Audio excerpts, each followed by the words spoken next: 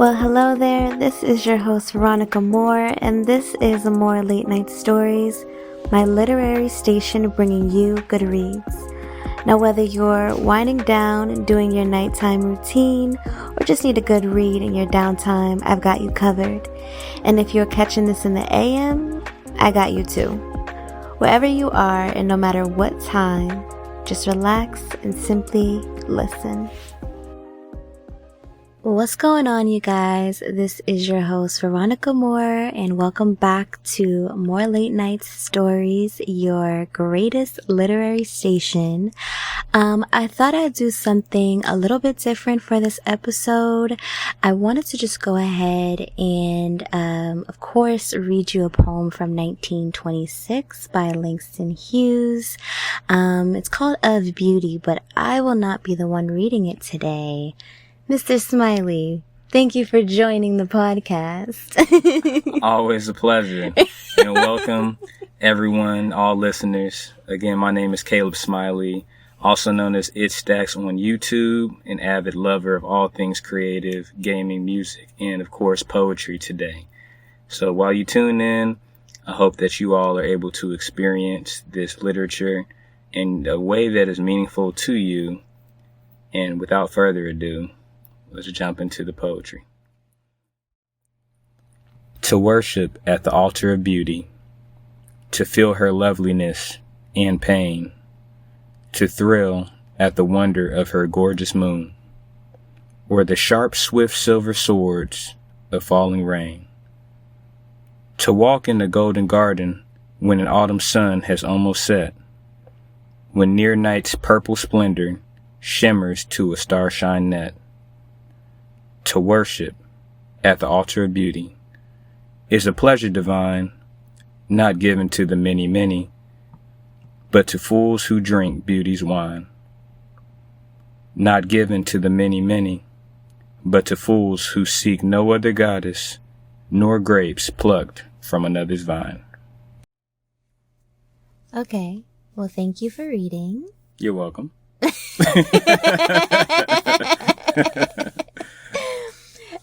Well, I guess I just want to ask you the obvious, right? Like whenever you read a new piece of literature or whenever you read a new poem, think piece, right? What are some of the first thoughts you have, when reading this poem? And, what are some of the emotions that are first evoked, by reading this particular poem? Okay. So with this poem, obviously the title itself being To Beauty, mm-hmm. I'm expecting to digest what definition of beauty are we looking at. And because you haven't read this poem before, right? I have not read this poem before. I did enjoy it. I will say I did enjoy it. Okay, I'm so glad. Yeah, and and reading it, obviously he's using a few different scenarios related to nature at a face value. So you have the wonder of beauty's gorgeous moon. You have the beauty of falling rain. He said walking in a golden garden when an autumn sun has almost set. So you're prancing. It's giving the Sound of Music at the, just, just utmost bliss and all the things in that category, which visually he does a really good job of painting a picture, which I love. I'm a very, when it comes to critical thinking, I'm a visual person. I have to visualize anything before I truly understand it. Mm-hmm. So you read it at face value and it's like, okay, well, yeah, I'm a nature lover. This all sounds beautiful to me. Right. And then he almost takes a shot and is like, oh no, beauty is not given to many people. It's given to the fools. So then as the reader, you're like, why do I have to be the fool? What is?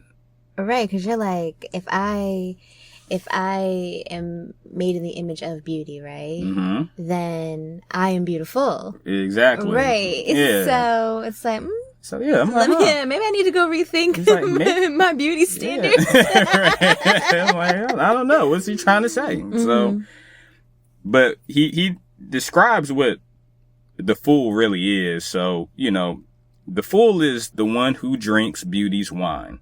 So you have the metaphor set off the rip. Beauty's wine.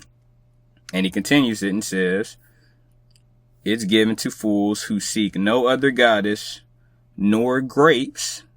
You keeping up with the wine, the grapes, right? Yeah, you know, yeah, 'cause okay. I heard, like, you know, wine was made out of grapes and shit. So you might not be the fool. So we on the same page. We on the same page. So, but it's not just any grapes. It's grapes that are plucked from another's vine. Mm-hmm. And I always grew up on the mentality that comparison is what? The killer of joy. The killer of joy. Absolutely. Mm-hmm. And that's the first place my mind went, like, okay, so these are the people that can appreciate beauty for what it is rather than what someone else is perpetuating, right? Yes. Which I stand for that because, you know, it's 2025. Everything is virtual. And, you know, when it comes to beauty standards, like, that's been evolving forever, if we're being honest, right? Maybe a little bit more, we'll say exaggerated now.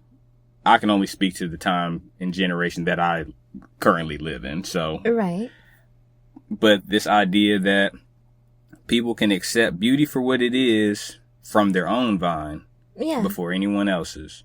Right. And so to me, there's a lot of power in that statement because for one, at face value, sure, we could look at like beauty standards as being kind of like the talking point on that. Mm-hmm. But even this idea of nature or life being beautiful in essence. You ever meet somebody that looked like they had been through some things or maybe seen some things that if we was in their seat, we might have fell out and just gave up.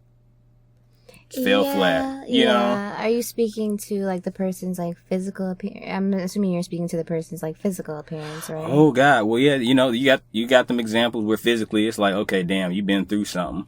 I was just more so speaking to... Because when you said that, I was like, well, yeah, I mean, you can look into someone's eyes and like... And see that they've seen some things. Seen some things. Been through some like, things. You know, like there's people whose eyes I look into that are like, feel... I describe them as hollow. Mm. And, so when you think about like stereotypical phrasing, beauty is in the eyes of the beholder. Right. And so you're looking onto someone else. Mm-hmm. It's like, okay, what beauty do I see in this person right now? And I feel that way because how I got some of that as well was, you know, almost not falling for just beauty. Right. Like falling for something because in order to make wine, right? Like you literally have to take these grapes, mm-hmm. which I guess you could say is the symbol of beauty in this case. Yeah. And then stomp on them and ferment them. And that process I'm going to assume wouldn't look beautiful. But that's not a beautiful process by any means or stretch of the imagination. And I think that's the point, right?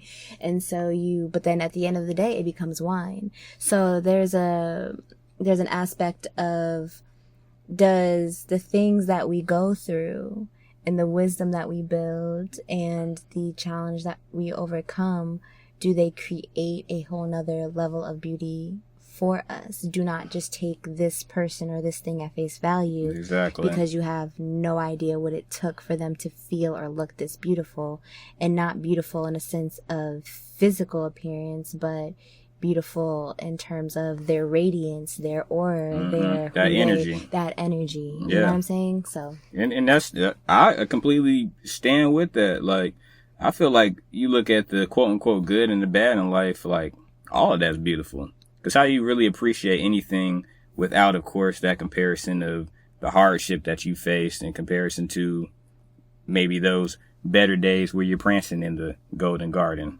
with the sun in the backdrop.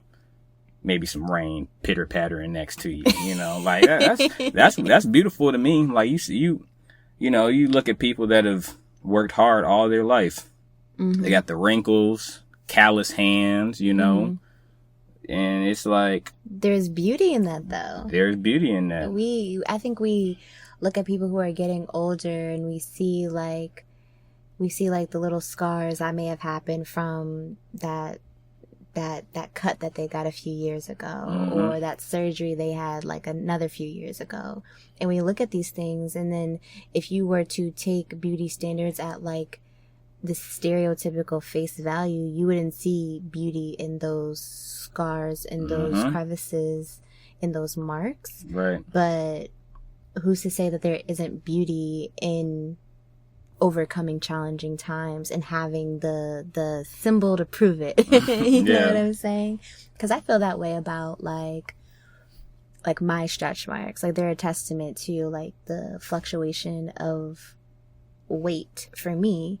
You know, I was a certain weight, and then I had lost a lot of weight kind of rapidly due to mental health struggles. And then, but I had all these stretch marks, and then I've kind of grown back into my skin a little bit because now I'm gaining weight again. So I think it's things like that, where we don't talk about beauty enough. And I think nowadays, like, through woke media, quote unquote, we are embracing more of our natural state, right? Because makeup is an enhancer, but it's not your natural state, because you weren't born with makeup on. You know, you probably weren't using makeup till you about, 13, 14 years old. Yeah.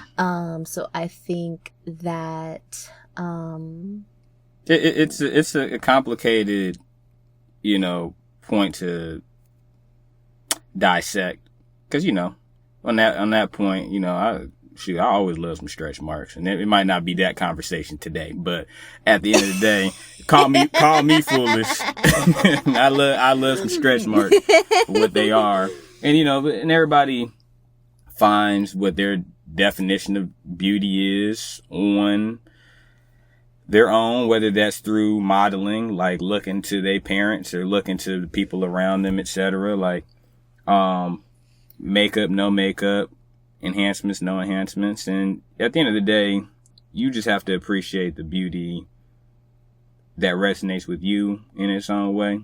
I think that's the bottom line, at least in terms of this poem specifically. We could go back and forth all day on it. You sure can. We could. But I think, like you said, beauty is your own. Beauty is what you make it. Right. And, what you see. And I think, you probably are still kind of like defining, like creating your own definitions of it as you grow older, because it does change as you get older. Like, like the physical, what we place on the physical becomes less meaningful as we get older. I don't care what anyone says. That's real though. That's real. And obviously I'm still creating mine. I think we have a lot of challenges that surround us, because obviously social media plays a huge part on how we're influenced, even if like we are not influenced by it directly. It's almost like a subconscious thing, because we're absorbing it all day. Yeah. So 100%. Naturally you're going to start creating different opinions, and then, like you said, comparing yourself, and then you start to look at, all the things that are happening around you, and naturally you're just placing judgment on yourself, on others. And I think that was a huge part in why I kind of discontinued from social media for so long, because I was finding myself really comparing myself to other women in their bodies and their features, and not even necessarily because I wanted to, but just because it was there for me to do so. And just the fact that it's there for me to do so, it's like, oh no. Yeah. And that was real vulnerable, and I'm sure there's millions of other women that feel exactly the same way that you do. And that's just something we just got to speak on. Call us foolish. Call us the fools. Well, I don't know. Yeah, I was gonna say, yeah. I think we're pretty smart in saying that everyone's beautiful in their own way, and don't look to other people's vine trying to get a taste of it. Right. Go make your own wine, okay? Yeah, toes out. Well, thank you for joining me. I really appreciate it, and I hope that you will come back and read another poem with me sometime. I'm looking forward to it. Okay, well, good night. Good night. Thank you guys so much for tuning into More Late Night Stories with your host, Veronica Moore. That, once again, was Caleb Smiley reading Beauty by Langston Hughes, written in 1926. I hope that you guys enjoyed not only the read, but also enjoyed the discussion that followed right after. And I hope that you'll tune in tomorrow for another read as well by your very own. But until we meet again, I hope that you guys have a beautiful night. Peace.